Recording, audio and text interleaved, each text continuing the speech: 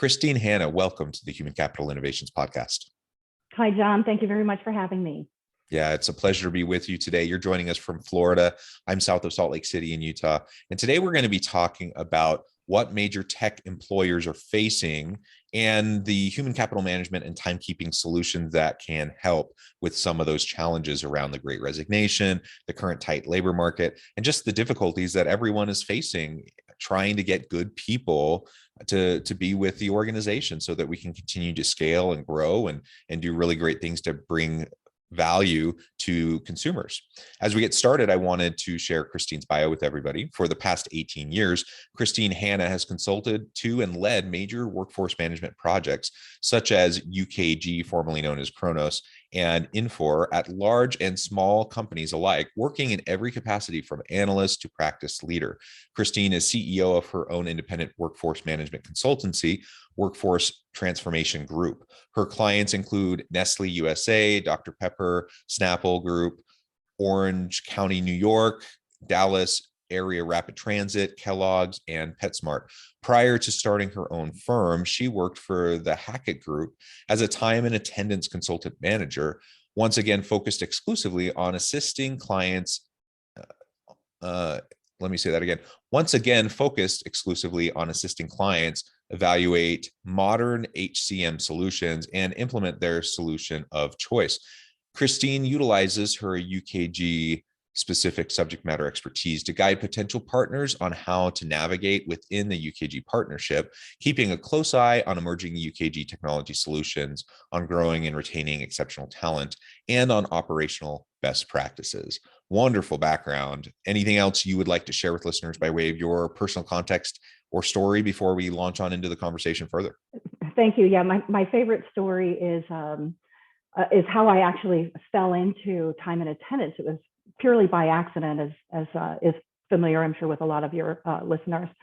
I was working as a project manager for a major healthcare organization in Nashville, Tennessee. Didn't know anything about time and attendance or labor law. And on my first or second day, they actually showed me the system. And it really just stimulated the logical part of my brain. They showed me one particular feature where if you just check this box, 4,000 people suddenly get overtime after 8 hours in a day. And she said, yes. And then if you uncheck the box, it goes away. And I just thought, I love this. What is this? I have to do this. And so for the last 18 years, I just fell in love with the technology behind solving that operational challenge of minimizing risk for both the employer and the employee, and building trust within the organization on both sides. And that's how I got into it. I've been doing it ever since, and I absolutely love it. It changes almost daily. And so if you sit next to me on an airplane and you ask me what I do for a living, you're going to get 3 hours of labor law and overtime rules. So yeah, that's wonderful. Fair warning. Yeah, and the labor law component, which I want to dive into here in just a moment, of course, is super, super important. And many organizations get into trouble. And I would assume most of the time it's unintentional. Exactly. They don't know what they don't know. They make a goof on how they calculate things. And pretty soon, there's an audit. And then all of a sudden you realize, oh my gosh, we've been calculating things wrong, and whoops, it's a big whoops and very expensive and all of that. So we'll talk more about that here in just a minute. But also you talk about the technology side. And of course that's been changing.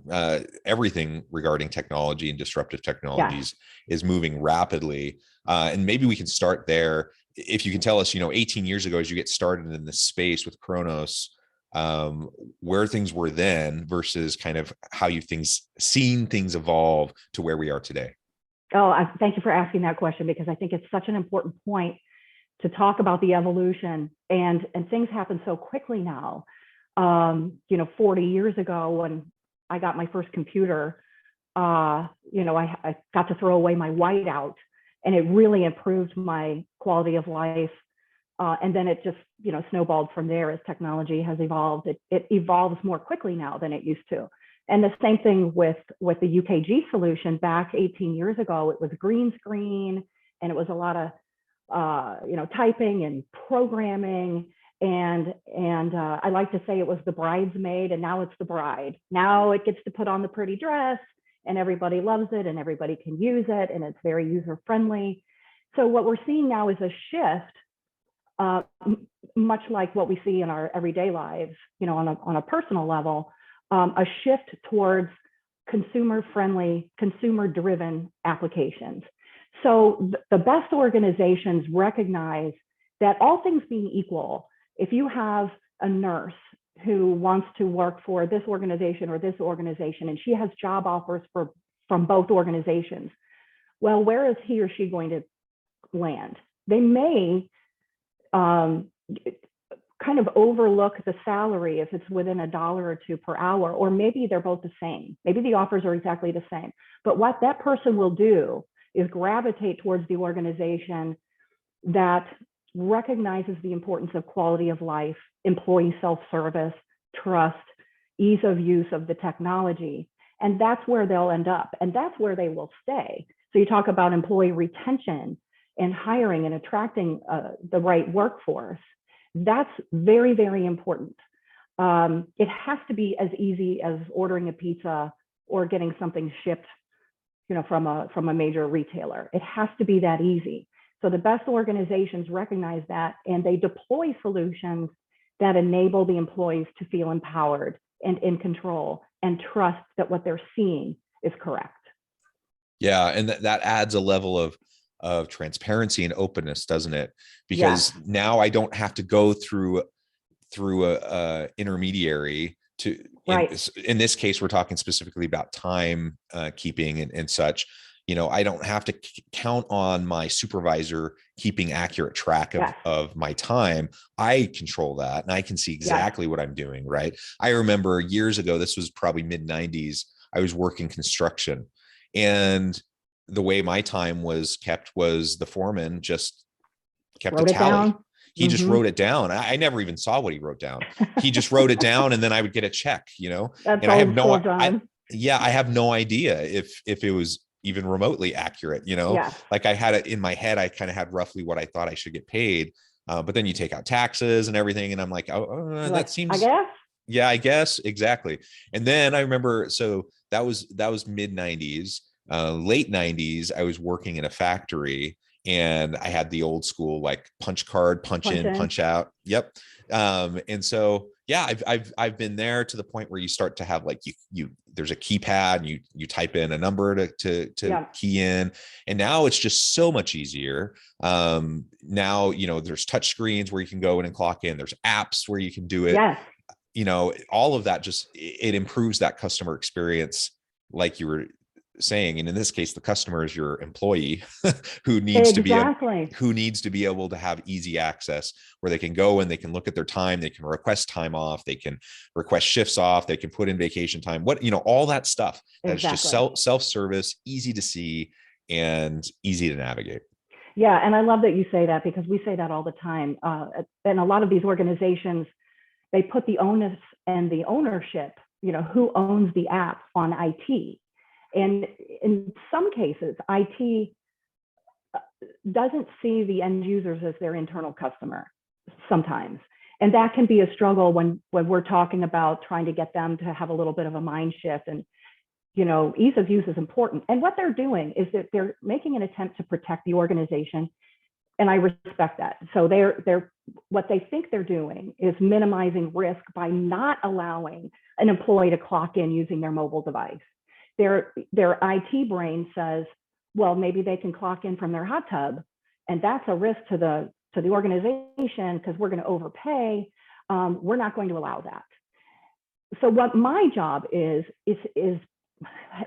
part of it is to actually build the system and configure it, make sure that it's correct, but also to kind of sell the soft sell of why you need to empower the employees to do a lot of this stuff themselves. Trust them. I mean, if you're in a hospital organization, on the other side of COVID, these people are saving lives every day. I'm pretty sure we can trust them to be able to swap shifts. Let them do it. Of course, put the parameters around things such as mobile punching, the geofencing. Make sure that you're 10 feet within a door of this geolocation. We can do that. But what it does is, as you said, it empowers the employee. The employee doesn't have to ask. They don't have to walk a half a mile to a clock and punch in. They don't even have to think about it. So it's very, very important that organizations kind of have that mind shift to empower the employees to do what they need to do and what they want to do with the application. Yeah, and maybe we can talk for just a minute about the technology and how it might be utilized in different size businesses. Because any company of size is going to have formal systems. But again, like when I was working construction, it was informal, small crew. The foreman just tracked everything in a notebook, right, like literally. And I would imagine now with all the technology available, it should be very easy for any company, even if they only have like 5 employees, to use the same type of an approach. But I would imagine that there are many small businesses that still just keep track in a notebook or something. I think they don't even shop. They don't even look at it because they think it's not affordable. And what these organizations have done, these solution providers, is they've recognized the fact that if you do have 5 employees or 55 employees, it's still just as important for them to get it right as it is for somebody with 55,000 employees. So they've made the licensing agreements easy to figure out. They're very cut and dry, and it's very affordable now. And so scalable, that's an important point. And scalable, yes. Yeah. Great point. Yeah. So for anyone listening, if you happen to be, a leader of a smaller team in a smaller organization, don't think that this is only for the big corporations. This is for everybody. Yeah. The benefits are for everybody, and you can get started now if you're not already using some form of technology to assist, to make sure this is clear, transparent, and that it just cuts out so much of the challenges and problems around time. And with that, I want to segue into the employment and labor law component of this discussion, because again, one of the major reasons why complaints end up coming against companies, or the reason for audits and such, is not malicious intent. I don't think it's simply Correct. not having good systems in place, not calculating things correctly inadvertently, but you're still held responsible to comply with the labor law. So maybe give us the quick rundown on some of those things that we need to consider, especially in relation to overtime laws and some of those sorts of things. Sure. And it's important to note that these legislative rulings and court cases, they are coming at us rapid fire. I mean, they change almost daily. And then, of course, during COVID, we saw a lot of states pass urgent laws that retroactively allotted additional sick time for certain employees in certain organizations. And so we had to kind of scramble and go in and configure the system to grant those hours for those employees, determine who they are, determine how the data gets in there, how it's tracked. And so we had to make a lot of rapid changes for a lot of organizations, and that's what we do. And those of us who eat and sleep and breathe this stuff love that stuff. So it changes all the time. So if you like change, this is the business for you. It's really fun. So it's important to get it right. So we have to, in addition to knowing how to configure the system, we have to kind of be on the front end of what's coming down the pipe. One of the most interesting projects that I was on was for a company that develops green fiber drywall and those kinds of materials, and they ship them all over the country. So they have drivers that need to comply with and adhere to the Department of Transportation labor laws. So there are mandatory rest breaks and things like that. So the cool thing what they did was they integrated their timekeeping system with their trucks. And somehow when they clock out for a break, it shuts off the engine. So they cannot drive and say, I'm on break, and then, try and be nice and drive, work when they're really off the clock. So what they learned to do and they got really good at was pulling over and then clocking out, so that they were truly on a break for 30 minutes. They couldn't clock back in until those 30 minutes were up. So it's things like that are, one of my attempts here is to kind of awaken creativity on your listener side. Like, well, what could we do that's kind of way out of the box like that. Well, how can we leverage the technology to take the burden off of our humans so that they can pay attention to things like evaluating union contracts to make sure that when they're up for renewal, we have eyeballs on them instead of trying to run around and approve time off requests. Let the system handle that as much as you can, automate it as much as you can. But that was a really cool feature that they showed us how it worked with the old legacy system that they were upgrading. And I just thought that was fascinating and just really cool. Yeah, that really is a great example. And how about exempt versus non-exempt employees, especially when you're looking at breaks and break time, and then how that goes into calculating total time and overtime. I know many companies have gotten into trouble just because of that calculation in the past. And miscategorizing certain employees. So, these employees, they want to make them exempt, but in reality, if you talk to the EEOC, they'll say, nope, that should be a non-exempt employee for these reasons. So they shift them to a non-exempt employee. And then, of course, the labor laws, as you mentioned, are different from state to state. I remember Nevada used to have a 24-hour overtime rule that said if you clock in and then out for the end of your shift, and then you clock back in within 24 hours of your previous clock in, that entire shift is paid at overtime. So employers obviously wanted to kind of minimize that. So they have rounding rules. You're scheduled to start at 7 a.m. You can't clock in at 6:58 and expect that this whole shift is going to be paid at overtime. They don't allow it. So again, using the technology to regulate and cut down on some of the overtime abuse. But then you've got California. And California is always the thorn in my side in terms of configuration. I know what the law is, but sometimes depending upon the policy at the organization, they want to be super duper over compliant. So their meal breaks are much tighter and the reporting requirements are much more stringent and detailed. And so sometimes, it might take me a few hours to get it right, but I can make it happen. Whatever they need to do, I can make it happen. But California meal breaks are, it's almost famous. I mean, it's like, oh yeah, California meal break. So, again, mandatory breaks. The organization must provide a 30-minute break if the shift is 5 hours or longer. But when we talk about rulings, back in the day when that first came about, the employers were actually forced to force the employee to take the break. There was no waiver. There was no ability for the employee to say, well, I came back 5 minutes early because I got bored, because I want to leave 5 minutes early today. It wasn't allowed. And then as that kind of wrung itself out and organizations said, hey, this is a little unreasonable, new rulings came about and said, okay, well, you must provide the opportunity for the break within this hour and this hour.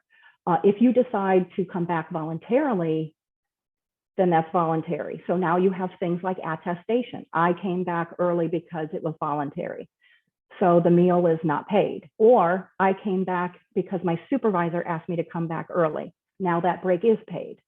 So California is definitely always, I burn a few extra calories just configuring the California meal breaks from project to project. Yeah, California is always a fun challenge when it comes to employment and labor law, yes. Isn't it? Yes. Yes, absolutely. So I guess the main story here for anyone listening, of course, compliance with employment and labor law is important.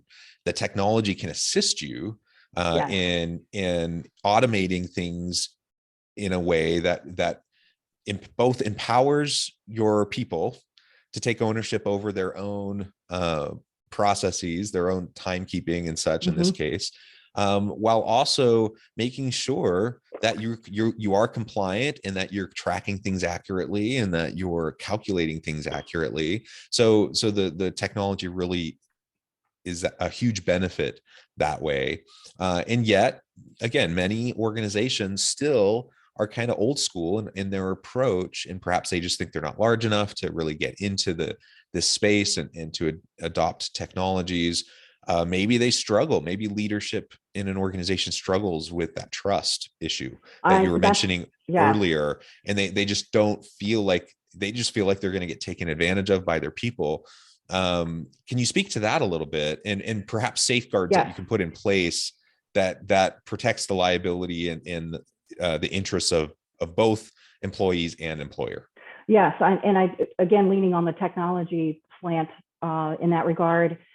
Many of these organizations, these solution providers, provide these solutions in the cloud. And old school, you had a big giant server, and you had a backup server, and everything was in-house behind your firewall. And a lot of organizations said, we don't trust the cloud. We don't want our stuff out there. So we're going to keep it in-house. And what we've seen is in the past, some of these organizations get hacked, or they have some cyber attack.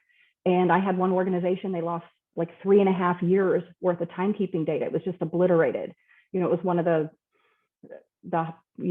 send us 500 million Bitcoin and we'll unlock your server kind of thing. So then they went to the cloud.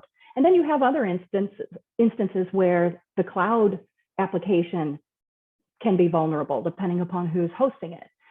So my recommendation is always to keep a local server as a backup. Always back. If you're in the cloud, that's your best bet, because those organizations control testing new features that are rolled out, new service packs, things like that. They're responsible for testing it, getting it right. When it's right, then they deploy it to your production server. So you don't have to do that. Your IT department is not burdened with doing that. But nothing's perfect. So I always recommend having a local backup server, back up your instance. So in case, in the very, very rare event that your cloud tenant is hacked, you have a backup, and you can, as soon as they deploy a new one, you can power it back up and you're good to go. And you haven't lost any data. And again, we go back to trust. Then the organization and your employees trust that what they're seeing is correct, and they're going to get paid according to what they actually worked and what they earned. Yeah, excellent. And so you mentioned movement to the cloud. I think that's one big transition we've seen over the last decade or so. What are some of the other trends, the upcoming trends that you see that, where are we going to be in 5 years when it comes to some of these types of solutions? I think one important thing that I find really fascinating is authentication of the employee.